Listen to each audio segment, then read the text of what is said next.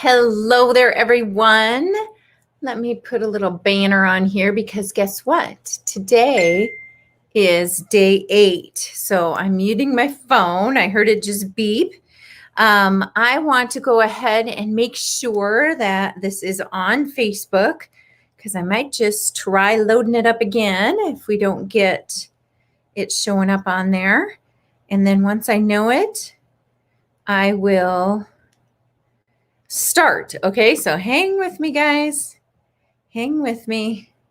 All right, Lisa, nice seeing you, friend. Okay, so we're going to go ahead and get started. Nice seeing everyone. Feel free to put a little comment in there, say where you're from. We just know more people will be able to see it if we get it out there to everyone, so that's good.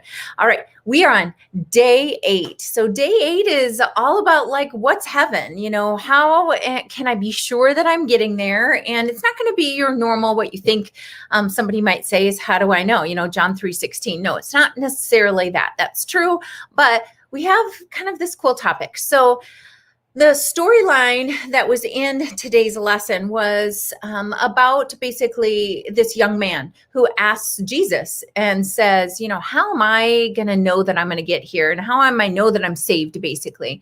And Jesus says, well, follow me.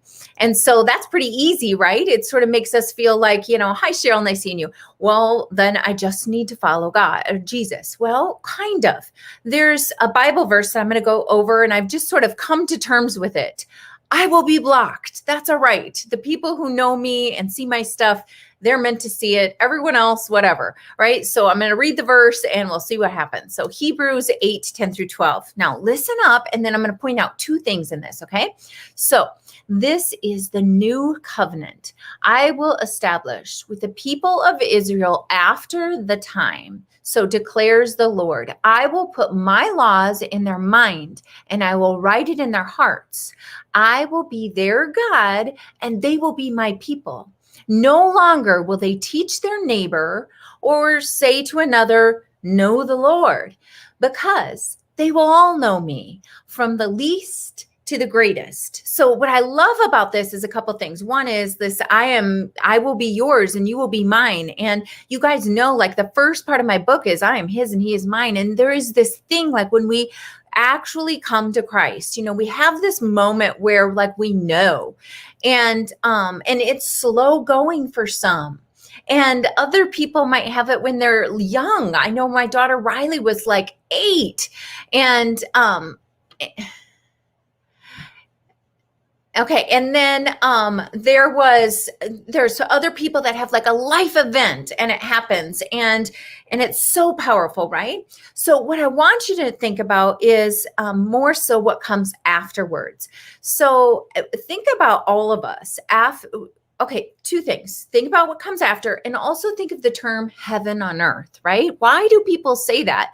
Like, it comes from a song from probably the 80s, and no, that's not really what we're talking about, but we can truly have heaven on earth, right?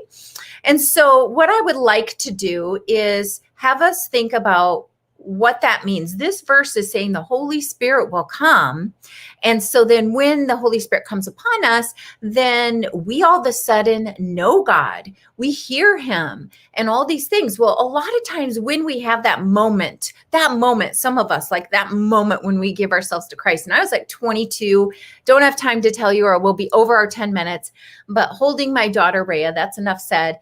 But, you know, in those times, this powerful connection comes over us. And they're usually, if you look back at the people who kind of have their, like, I've come to Jesus moment, and it's in an event, well, clearly something huge has happened. And so it got all their senses on track, right? So it got their, maybe their emotions were at a deep place. And so they were raw and ready to receive this message. Or maybe they're crippled down on their knees. Basically, they're like frustrated. Things didn't work out. Maybe something, some life event is happening, and they're just like surrendering and giving it all to God, right? And so when that happens, any of these situations, we're open and we're ready to hear this. And so, of course, you know, when the Holy Spirit comes, it's great and we know it. But then After that, do we remain in that place? So honestly, when I have a lot of my coaching clients and they give themselves to Christ, they sometimes feel later sad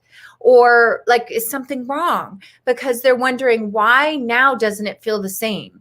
Well, do we keep ourselves in this very open, engaged, raw, connected place with God? Or, I didn't. I was 22, like immense gratitude for this baby and kind of realizing like, gee, God, how could you have sacrificed Jesus? Like if somebody would have come and said, here, give me your child. I need to, everyone else will live. I remember just holding her thinking, no way. But yet I probably would if God asked me, and God did that for us.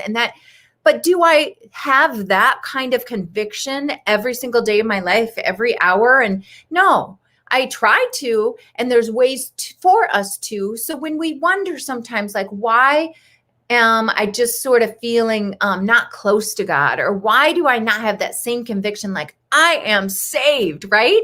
And so this is why.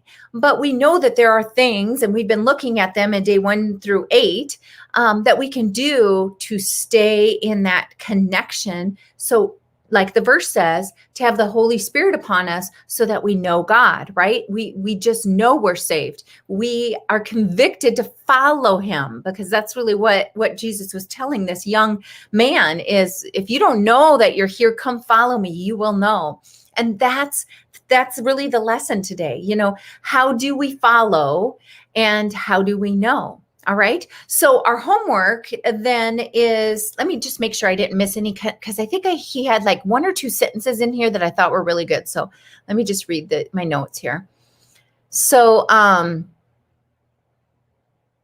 nobody, he says, it's funny. He goes, nobody really wants to go to heaven now, but everybody wants to go to heaven eventually. Like, even if we say we're not followers or whatever, it's really, when it comes down to it, and I spent most of my life running nursing homes.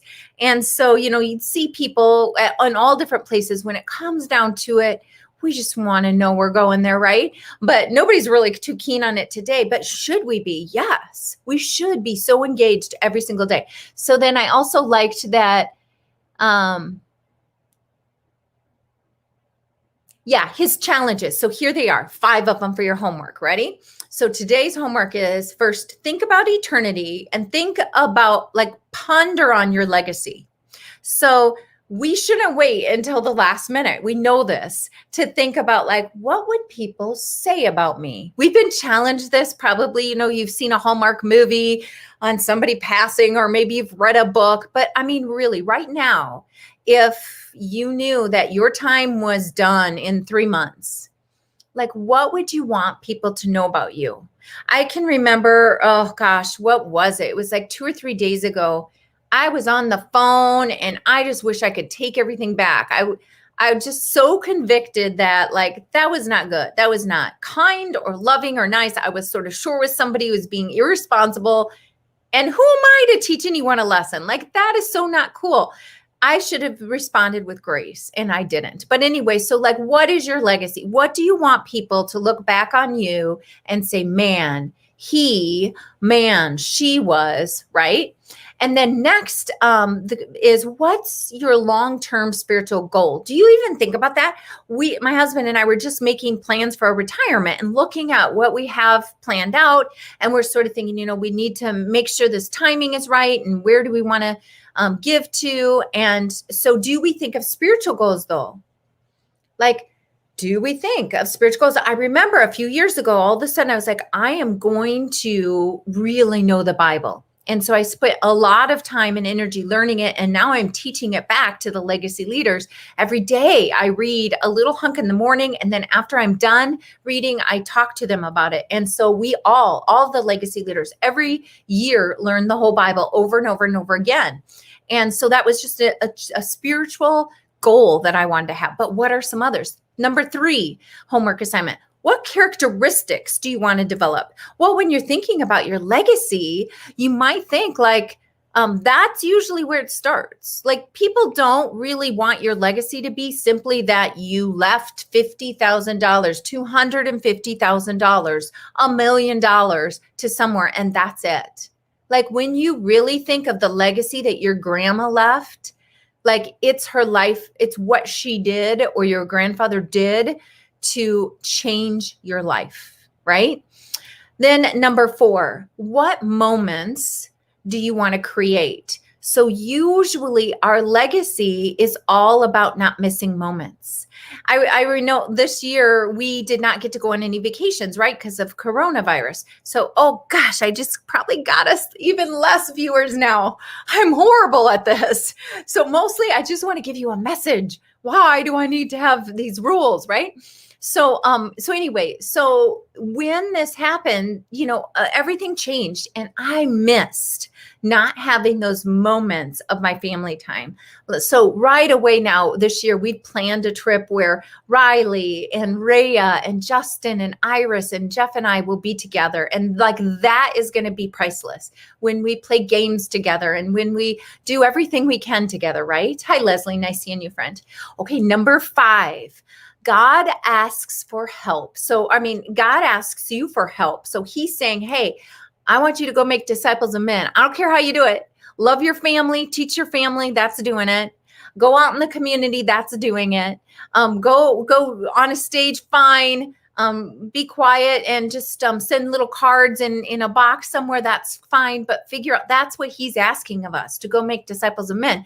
What are we asking him to help us with? So if you feel like I would love to leave a legacy of just being a sweet guiding force of wisdom, but yet at the same time, you're short-tempered or whatever, then that's your ask. You say, Holy Spirit, I know the fruit of the Spirit, and speak those verses back to God. Say, Holy Spirit, I know the fruit of the Spirit.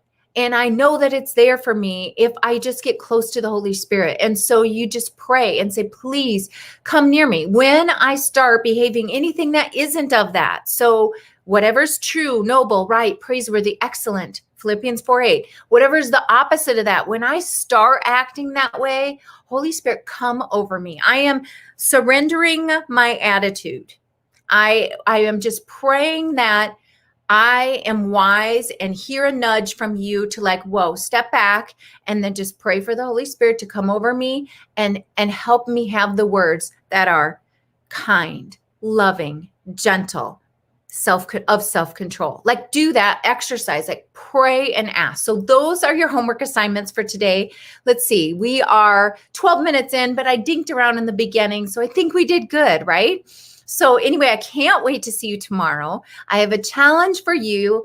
I'm starting to do it just because it's what I say to the legacy leaders every single day at the end of my videos with them. Go live, love, learn, and lead according to the call that God has on your life. All right, see you later.